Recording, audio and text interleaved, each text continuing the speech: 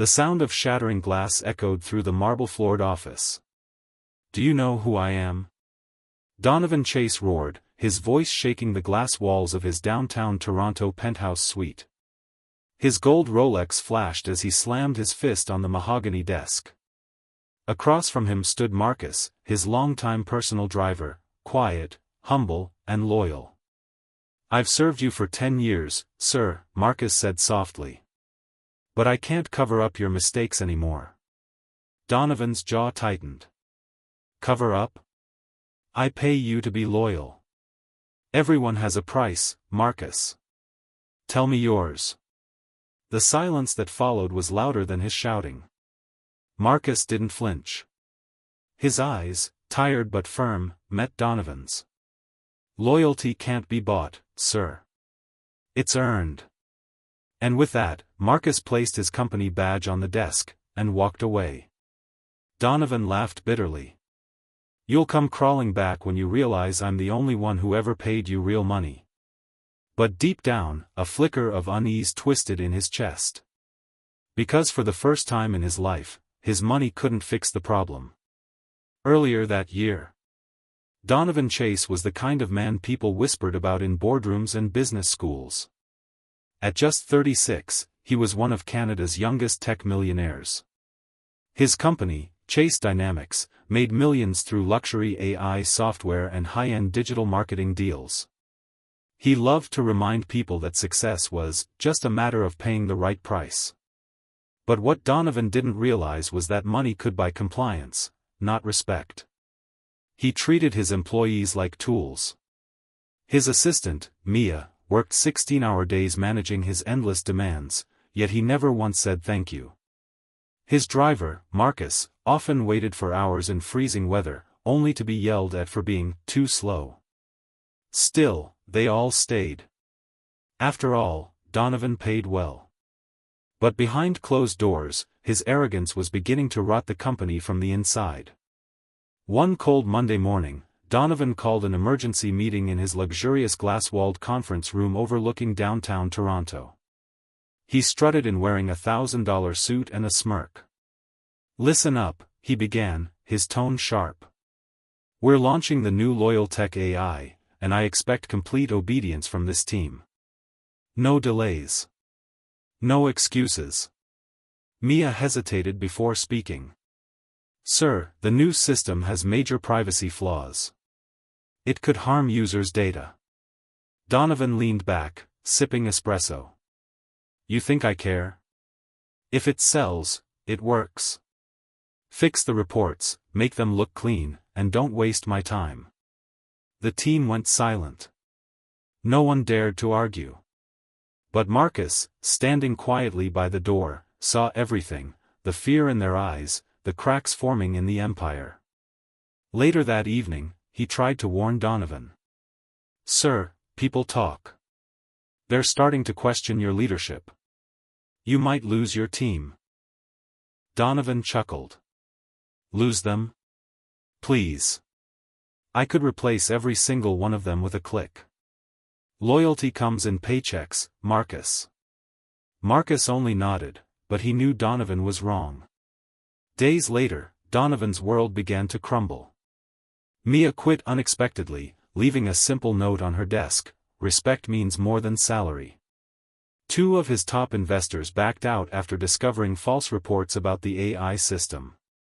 Then, an anonymous whistleblower leaked internal company emails, messages proving Donovan had ignored warnings about the software's dangers. The media storm was brutal. Canadian CEO under fire for ethics scandal.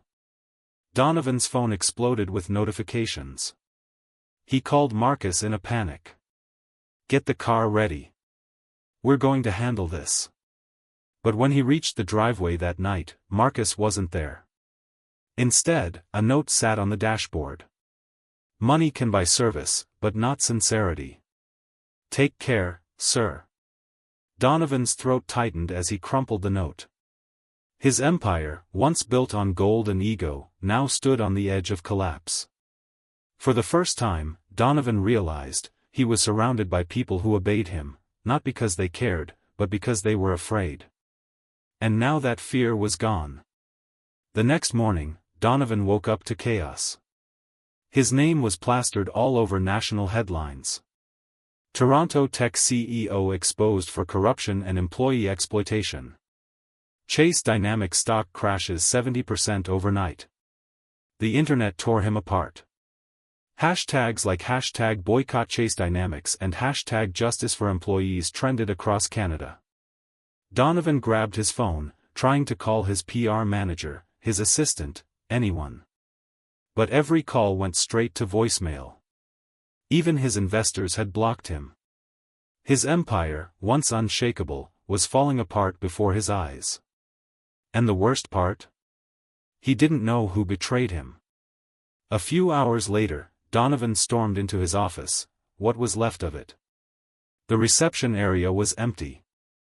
Half the desks were abandoned. His nameplate had been removed from the front door.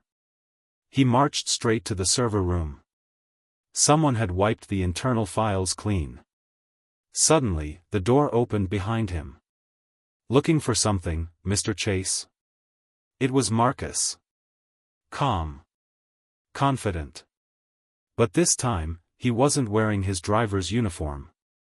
What are you doing here? Donovan snapped. You're fired. I told you. Marcus cut him off. You already fired me, remember? But I came to return something you left behind. He placed a small flash drive on the table. Everything the media knows came from here. Donovan froze. You? Marcus nodded. I didn't do it for revenge. I did it for the people you stepped on. You thought loyalty was something you could buy. But real loyalty only comes when you show respect. Donovan's face turned red with rage. You ruined me. Marcus's voice stayed calm. No, sir. You ruined yourself. The next morning, Donovan's arrest made headlines across Canada. Tech CEO Donovan Chase charged with fraud and corporate misconduct. The footage spread like wildfire, a man once worshipped for his wealth, now handcuffed and silent as cameras flashed. For weeks, social media buzzed with the story, influencers debated the meaning of power and loyalty. The story even hit Forbes Canada and Global News, generating millions of views. But what the world didn't see was Donovan's quiet breakdown in his jail cell days later. He sat on the cold metal bench, staring at his reflection in a cracked mirror.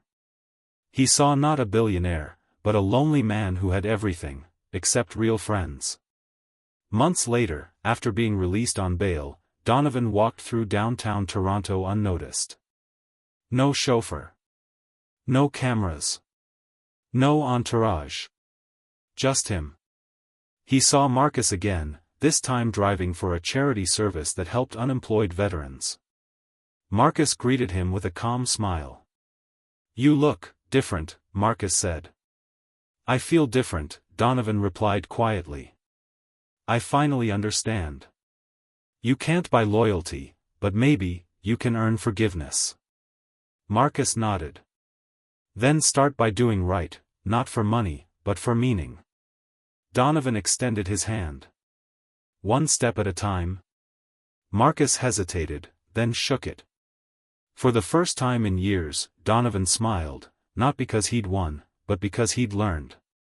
Moral. Money might open doors, but character keeps them open. Loyalty isn't a product, it's a promise. Direct hit. If this story hit deep, make sure you subscribe to Stories Mike for more emotional tales of karma, poetic justice, and redemption that reflect real life in Canada and beyond. Speech balloon. Comment your city below, let's see which part of the world believes loyalty can't be bought. Bell, and don't forget to turn on notifications so you never miss a story that'll make you think twice about power and respect.